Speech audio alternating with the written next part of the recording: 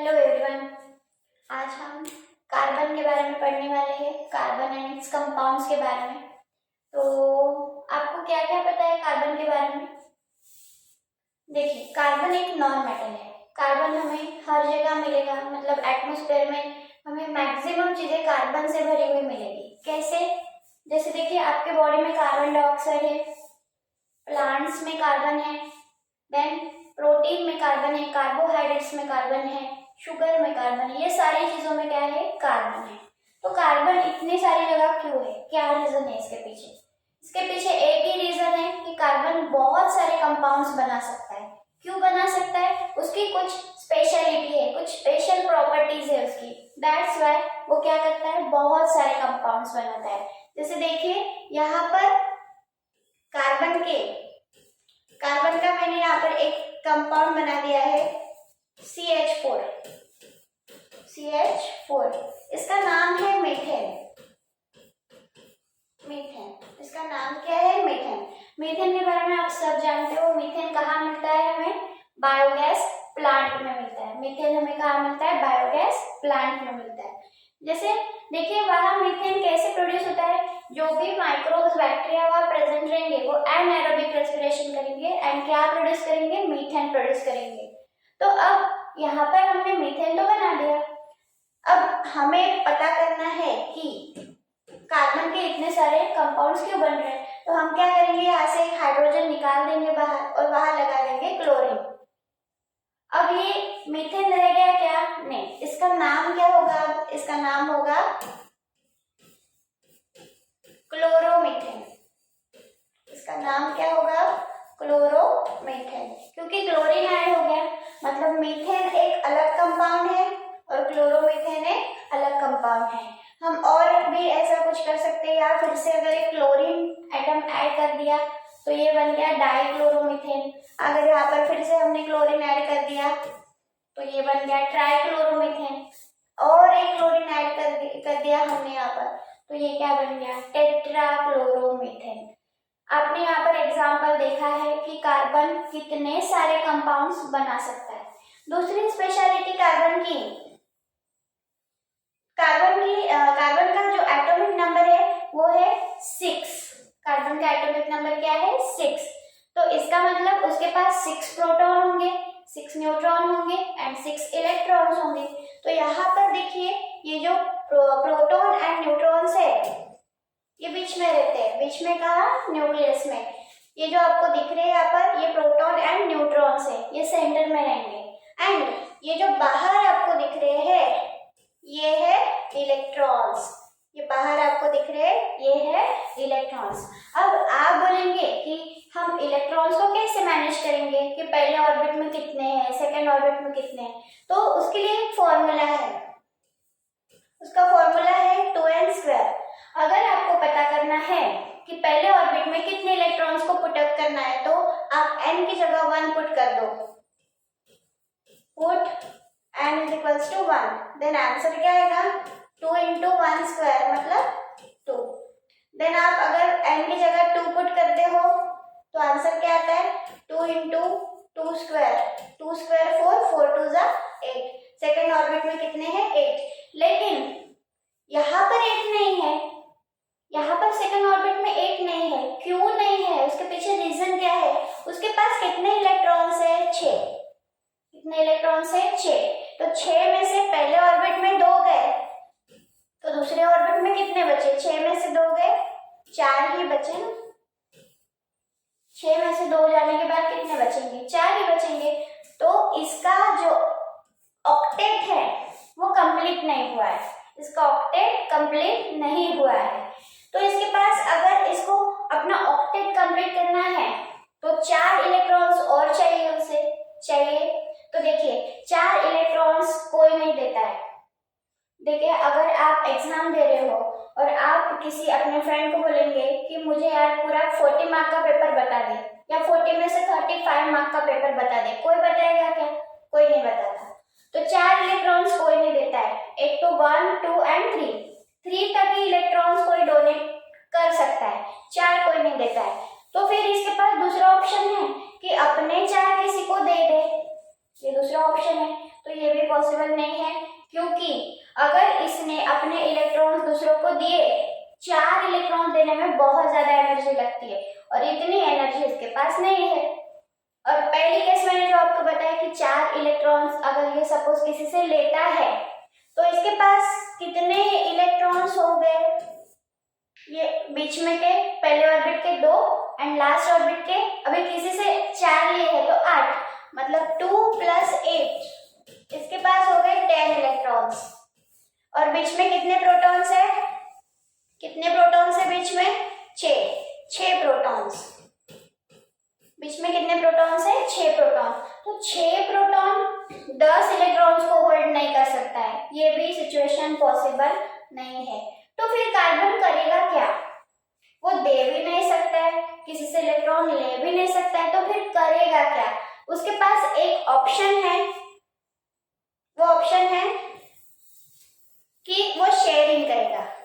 क्या करेगा, sharing. Sharing क्यों कर रहा है, देखिए, क्योंकि उसे अपने कंपाउंड बनाना है, तो क्या करेगा, शेयरिंग। देखिए, अगर आप एग्जाम में अपने फ्रेंड को बोलते हो कि मैं आपको ये आंसर बताता हूँ, आप भी मुझे वो आंसर बताओ, तो शेयरिंग हो रहा है, ठीक है। वो भी सोचेगा वो भी तो अपने को बता रहा है, हम भी बता देते। तो देखिए यहाँ पर शेयरिंग कैसे होता है, ये कार्बन है, कार्बन के लास्ट ऑर्बिट में कितने हैं, 4 इलेक्ट्रॉन्स। तो यहाँ पर देखिए ये हाइड्रोजन आ गया, हाइड्रोजन अपना 1 इलेक्ट्रॉन लेकर आया। हाइड्रोजन के पास एक ही होता है और उसे पहला ऑर्बिट अगर कंप्लीट करना है तो पहले ऑर्बिट में कितने रहते हैं, 2 रहते हैं, तो उसे भी 2 होना है यार, 1 के 2 होना है ना उसे। तो यहाँ पर देखिए दूसरा हाइड्रोजन आइटम आ गया अपना 1 इलेक्ट्रॉन लेकर, यहाँ और एक हाइड्रोजन आइटम आ गया अपना इलेक्ट्रॉन लेकर, और यहाँ और एक हाइड्रोजन आ गया अपना 1 इलेक्ट्रॉन लेकर। अब हाइड्रोजन के पास कितने इलेक्ट्रॉन्स है, 1 2, हो गया उसका पहला ऑर्बिट कंप्लीट। कार्बन के पास कितने इलेक्ट्रॉन्स है लास्ट ऑर्बिट में, 1 2 3 4 5 6 7 8। कार्बन भी सेटिस्फाइड एंड हाइड्रोजन भी सेटिस्फाइड। तो इस तरीके से कार्बन क्या करता है, अपने बहुत सारे कंपाउंड्स बनाता है। तो उसने क्या किया है, शेयरिंग। क्या किया उसने, शेयरिंग। शेयरिंग, कार्बन हमेशा शेयरिंग ही करता है। जैसे बाकी मेटल्स के जैसे मेटल्स क्या करते हैं, इलेक्ट्रॉन्स का गेन एंड डोनेट करते हैं। तो यहाँ पर क्या होता है कि कोई इलेक्ट्रॉन किसी को देता नहीं है, किसी से लेता नहीं है, सिर्फ और सिर्फ क्या होता है, शेयरिंग होता है। तो अभी देखिए कार्बन के 2 टाइप्स के कंपाउंड्स रहते हैं। कार्बन के 2 टाइप्स के कंपाउंड्स रहते हैं, एक है सैचुरेटेड हाइड्रोकार्बन से, एक्चुअली ये हाइड्रोकार्बन से, हाइड्रो मीन्स हाइड्रोजन, हाइड्रोकार्बन्स। तो hydro means hydrogen and carbon means carbon.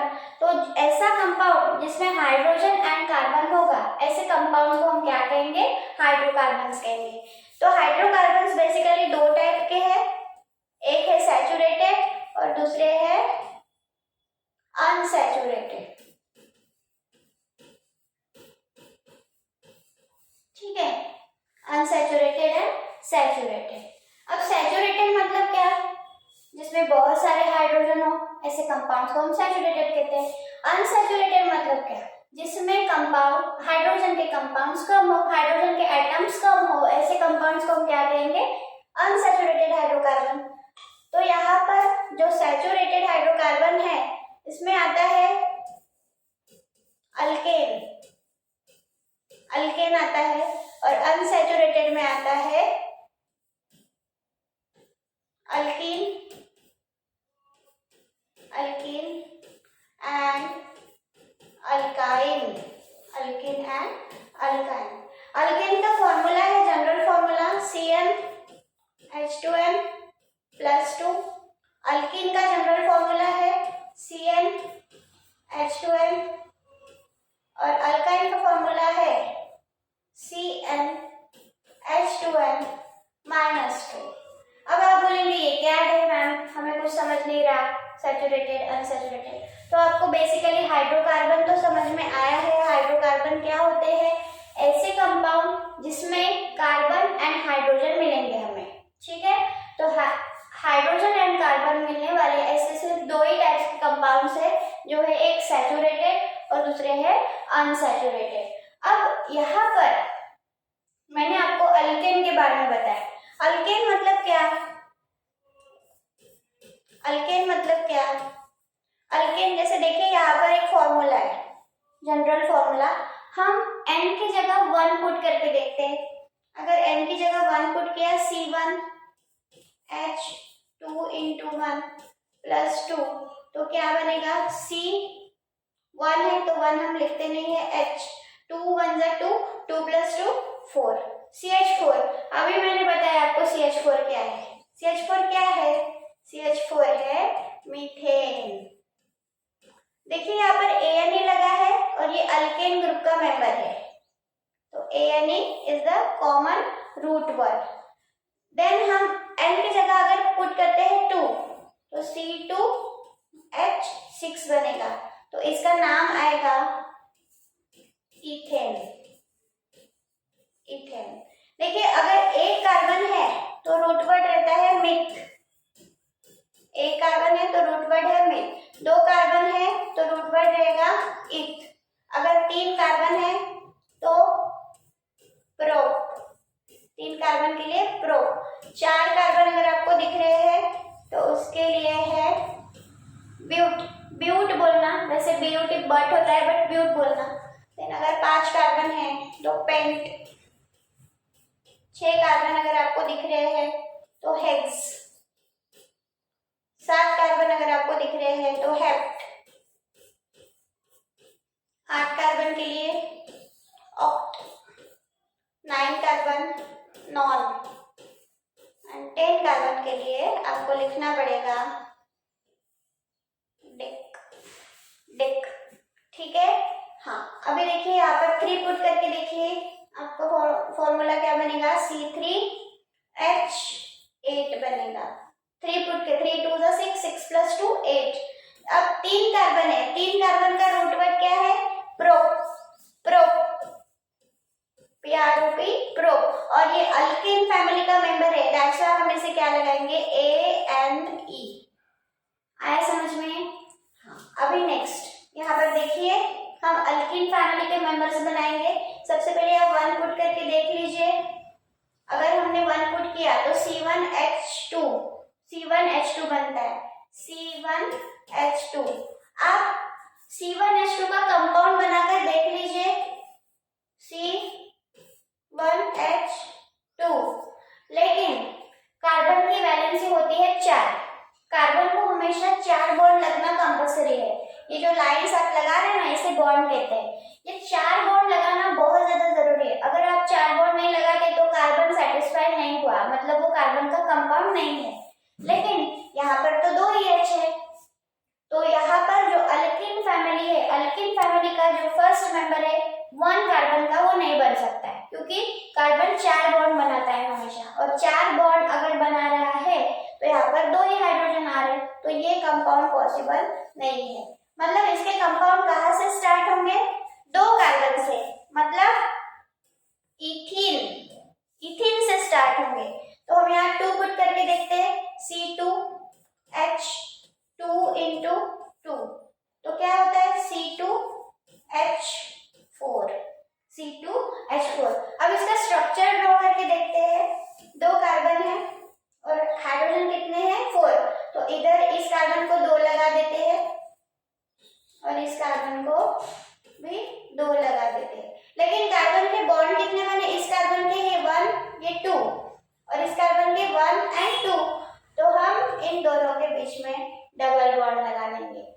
फिर इस कार्बन के जो बॉन्ड्स है वो सेटिस्फाई हो जाएंगे। देखिए 1 2 3 4, इस कार्बन के 1 2 3 4, मतलब ये बन गया इथीन, ENE। और एक बात, जहां पर आपको ENE दिख रहा है तो वो समझ जाइए आप कि वहां डबल बॉन्ड लगेगा, ऐसा डबल बॉन्ड। जहां पर भी आपको ENE दिख रहा है तो वहां पर डबल बॉन्ड लगेगा। लेकिन ये जो डबल बॉन्ड आप लगाते हो, ये सिर्फ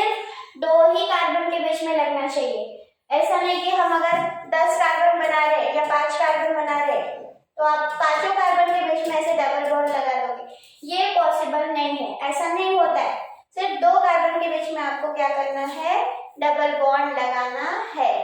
ठीक है, तो जहां पर भी आपको ENA दिख रहा है तो वहां समझ जाइए आप डबल बॉन्ड लगाएंगे। क्या लगाएंगे, डबल बॉन्ड लगाएंगे। देन नेक्स्ट इसका नाम क्या होगा, दो कार्बन मतलब इथ, और ENA फैमिली का मेंबर है तो इसका नाम क्या होगा, इथीन। क्या नाम होगा, इथीन। देन तीन कार्बन C3, 2 3 6, तीन carbon root word prop, PROP prop, और ENA प्रोपेन। इसका क्या नाम होगा, प्रोपेन। ऐसे आप बहुत सारे कंपाउंड्स बना सकते हो। एक बार मैं आपको प्रोपेन ड्रॉ करके दिखाती हूँ किस तरीके से ड्रॉ होगा ये प्रोपेन। सबसे पहले तीन कार्बन ड्रॉ कर लेना, कोई भी दो कार्बन के बीच में आप डबल बॉन्ड लगा लेना और बाकी दो कार्बन के बीच में सिंगल बॉन्ड लगाना।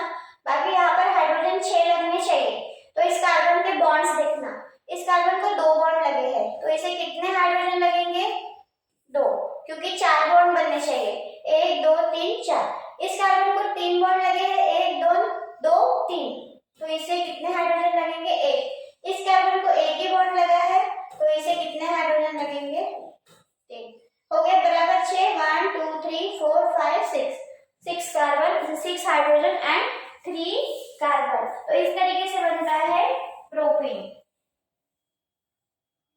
देन आप आगे के भी कंपाउंड इसी तरीके से बना सकते हो। अब हम नेक्स्ट देखेंगे अल्काइन।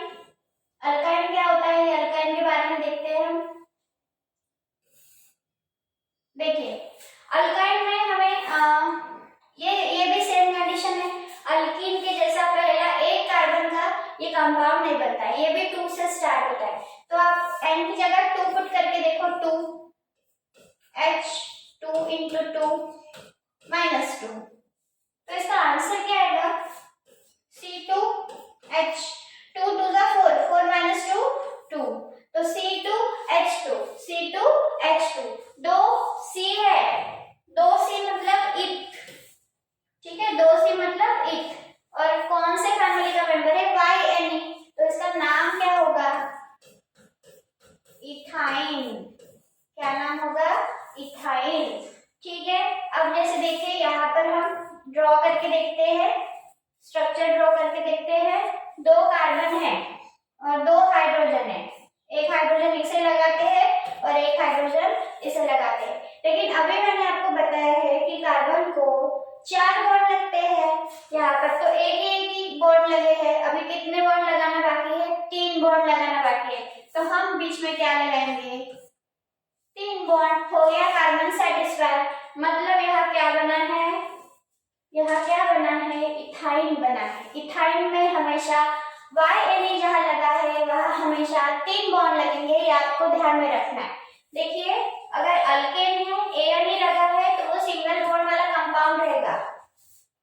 देन ENA अगर लगा है तो डबल बॉन्ड रहेगा, और YNE अगर लगा है तो वहाँ क्या रहेगा, ट्रिपल बॉन्ड। ये आपको ध्यान में रखना है। अब हम दूसरा कंपाउंड बना के देखते हैं, C3H4। C3 तीन कार्बन मतलब प्रोप, तीन कार्बन मतलब प्रोप, और YNE मतलब ट्रिपल बॉन्ड। यहाँ पर ट्रिपल बॉन्ड लगेगा, तो ये स्ट्रक्चर कैसे ड्रॉ करोगे आप, 3 कार्बन ड्रॉ कर लेना, पहले किसी भी दो कार्बन के बीच में ट्रिपल बॉन्ड लगा लेना, कार्बन के बीच में ही ट्रिपल बॉन्ड लगाना, ठीक है, और जो बचा है उसके बीच में सिंगल बॉन्ड लगाना। अब कार्बन को सेटिस्फाई करना है, कार्बन के जो बॉन्ड्स है वो देखना है बराबर लगे हैं क्या। यहाँ से स्टार्ट करते हैं, यहाँ पर एक बॉन्ड लगा है, इसे कितने लगेंगे, अब 3। इस कार्बन को कितने बॉन्ड लगे हैं, देखिए बराबर, यहाँ 1 2 3 4, ये तो सेटिस्फाई है, इसे कुछ भी लगाने की जरूरत नहीं है। इसे कितने लगेंगे, एक ही लगेगा, क्योंकि 1 2 3 एंड 4। देखिए हाइड्रोजन की काउंटिंग कीजिए, 1 2 3 4, आगे बराबर 4 हाइड्रोजन आगे। आप इसी तरीके से आगे के कंपाउंड भी बना सकते हो। आपके लिए होमवर्क है, आगे के जो C10 तक के कंपाउंड्स है वो पूरे बनाना है और उसका स्ट्रक्चर भी आपको ड्रॉ